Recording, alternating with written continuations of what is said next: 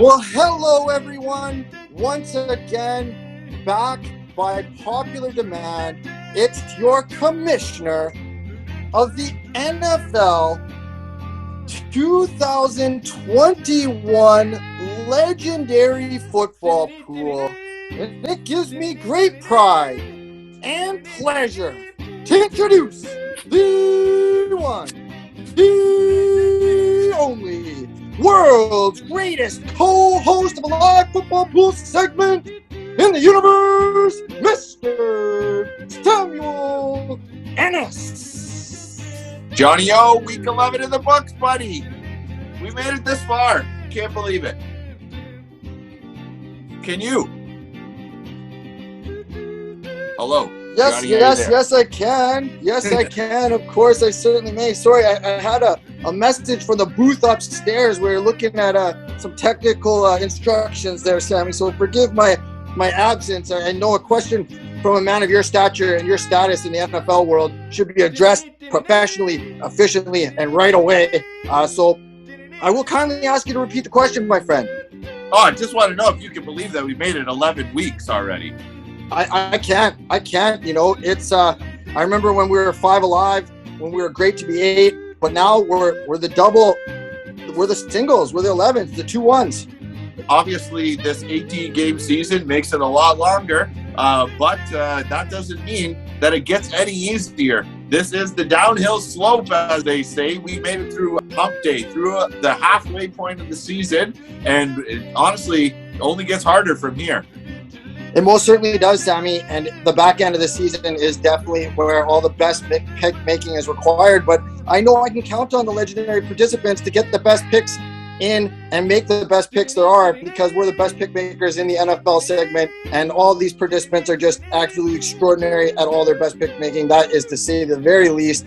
But with that said, let's talk about extraordinary pick making for week 11. Yes, sir. Because honestly, they think it's just the athletes who are working hard. But I challenge them to be able to sit in front of a TV for 12 hours on a Sunday and watch every game and live and die with every single play. It's not easy, Johnny. But for these people, it was. So starting off this week, we have Mr. J and Silent Bob with 22 points. Mr. of Mr. Drew Dunn, the Vikings fan who couldn't get it done, but his dad got close too. Not done either, but close. On to the next. My goodness, Todd Jarrett, recruit from Reese Lobo. My goodness, Reese Lobo, original member from 2009, was good there, and his friend putting together a good week. 2 points for both those gentlemen, but there can only be one winner, as the great Samuel Ennis will say, and that gentleman happens to be with us here on the segment today. And thank goodness, it seems like he's not a Packers fan. I think we got enough Packers fans floating around, but here he is, Jabs, Jamie Buis. Jamie Buis here, your Week 11 winner. Hey everybody, Jamie Buis here, your Week 11 winner. Go Vikings. Suck it, Green Bay. Woo! Suck it, Green Bay. That's a first on the segment. Everyone's really always just kissing the Packs, the Packers. Jeez. Yeah, you got it, man. I'm stumbling with my words here. I think it's because I know there's so many Packers fans in this segment. I got to be careful what I say. You know, I got to be a neutral. Hey, I knew it was going to be a Vikings fan who won this week, and I wasn't really not excited. But, you know, we're excited for every legendary football pool participant, no matter who they root for. As long as you root for someone and stick to them, that's the most respectable thing you can do, even through the Kirk Cousins reign. That's for darn sure. But obviously, one-hit wonder. They beat the Packers this week as well, so we got to give them their dues. But it is only 1 week, and it really matters about the people who have not just been doing good for 1 week, but the people who have been doing really, really great for the whole year, Johnny O. So how about you kick that off and let us know the first person who really just kicked butt this year? Certainly. And kicking butt like the Vikings in Week 11 is the fan favorite of the participants in the Legendary Football Pool. A number one top dog, also from the original pool in 2009, or going back, dating to his original entry in 2009, Snowfall Cesarelli, 6th place. Yes, sir. Mr. Snowfall, always making an appearance. But this guy has not made an appearance once so far this year. And I know that he's been grinding really hard to be able to get his name up here in the top 5 of the Legendary Football Pool. He has not won a week yet, but has just been consistent every single week. And me and Johnny O, personal friend, the only reason we actually know each other is because of this gentleman and his grind that he usually puts in, not only at the Legendary Football Pool, but out there pounding the pavement as well, Johnny O. And that is Pelegi 11, Mr. Joe Pelegi with 183 points. I do have to give it up to him. He's been kicking my butt all year, so good job there, Joey.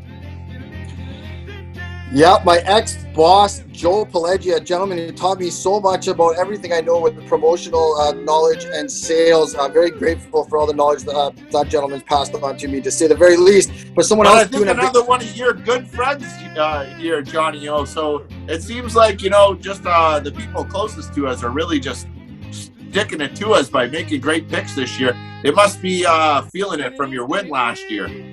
I think so. I think there's a bit of a retaliation of best pick making, especially from our next gentleman, who is our 4th place overall season leader, slipping through the crack, Coach Andrew Bartanis.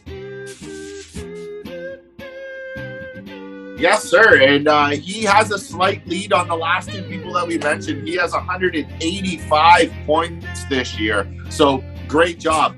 And Johnny, another person close to you. So it's everybody's really trying to stick it to you. I thought it was the other way around, but BC Felines, 185 points as well. This lady does it all. Keeps Johnny O in check, keeps the live stream in check, and also gonna keep Johnny O's pocketbook in check this year if she can actually keep making those really great picks, because BC Felines, Adriana, the lovely Mrs. O, if you will, has a new pair of red bottoms she has picked out, she has her eyes on. And Johnny O said he'd pony up if she actually won a year in the Legendary Football Pool. And I don't know if that's because he was doubting her or whether he was trying to motivate her. But either way, it could come back to bite him this year, because it looks like she's doing a really great job. So congratulations, BC Felines. Congratulations. I wish I could take credit for that. People have been accused of making the picks for the BC Felines. Adrian and I don't talk football until after her picks are made. She's doing it all on her own, like she did in 2019. And actually, I promised her she could get the red bottoms in 2019, Samuel, and she didn't place in the money. She was 1st overall in the season, had a real tough playoff run, and she's been gunning for those shoes since. I think the price tag's a little bit higher now. I think the ones she's sending me a picture of every other day are $3,500, Sammy. So inflation. Let's go, Michi. So, number two, another really amazing female participant, returning participant from last year, made an appearance when she won a week last year, as well as on our promotional video this year. The lovely, the amazing, the beautiful Brianna Robertson, 2nd place.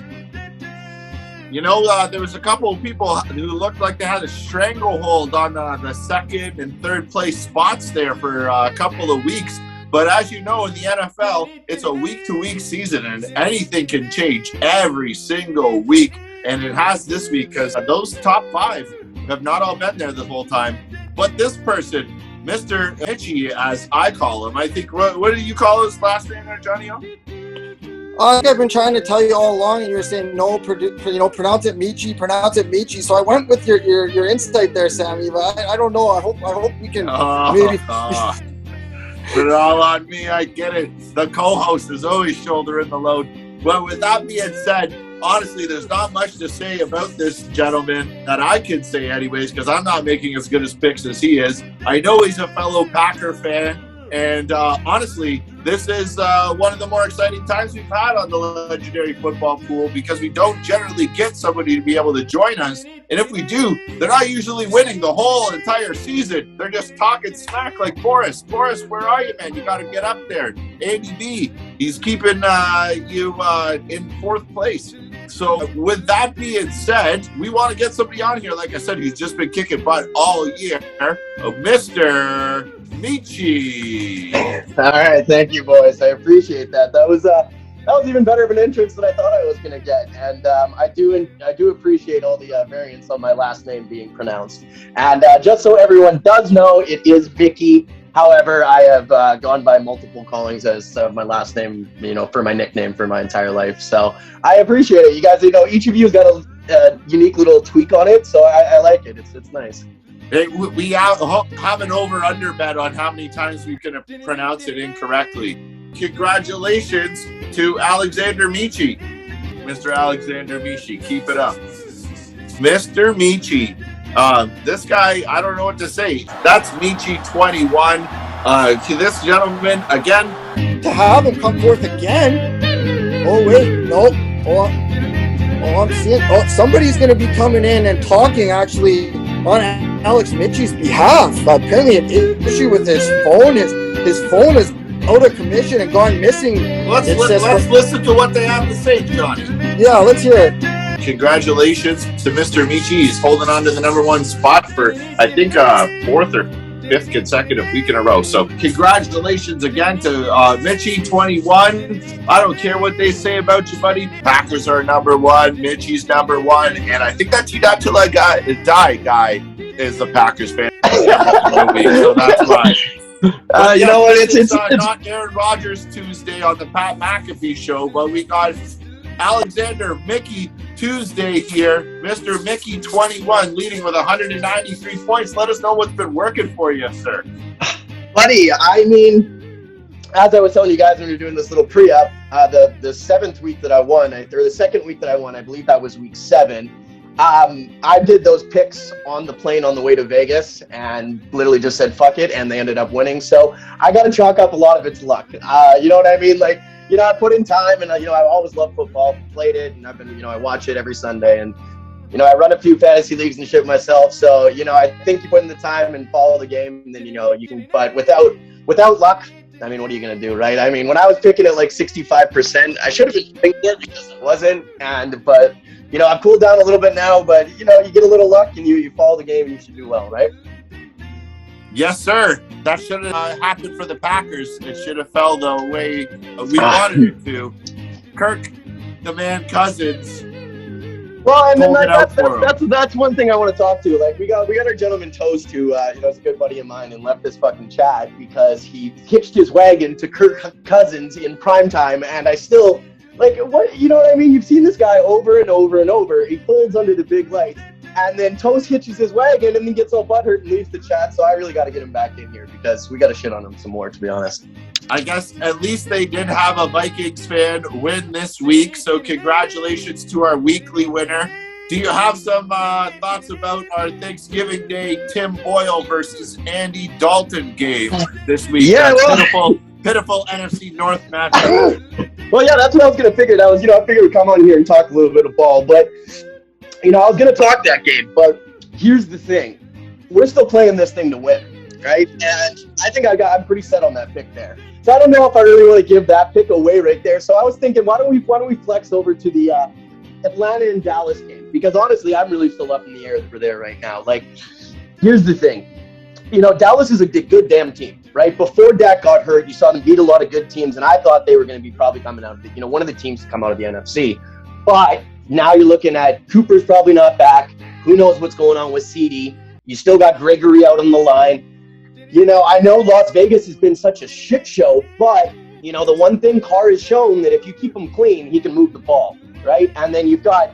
I don't really know who they're going to have matching up against Waller. That kid, Javon Curse, is really, really playing well, so I think they might spy him down there. But you know, I was if you look it up on the front of the line, you know, Oakland's got a decent offensive line. It's not great, but you know, I think they can run the ball.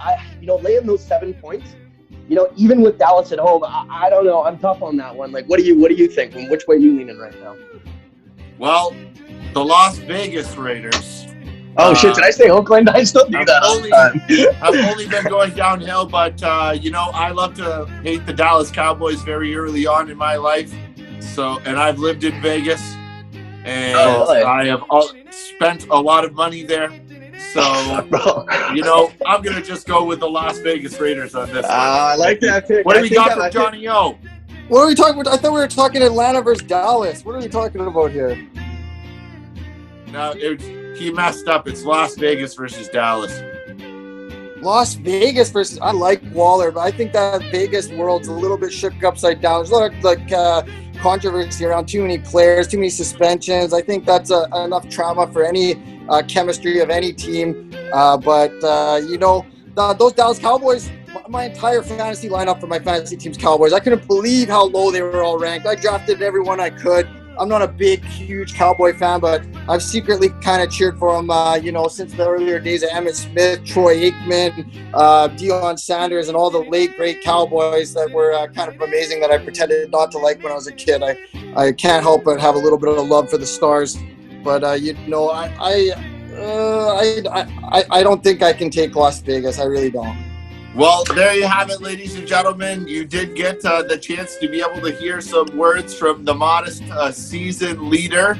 Obviously, he has not won this thing yet. As I have mentioned, we have a long way to go. We have the Thanksgiving games coming up this Thursday, so make sure you do get your best picks in. And with that being said, ladies and gentlemen, good afternoon, good evening, and good night. Are we done? We out of here, boys? Yeah.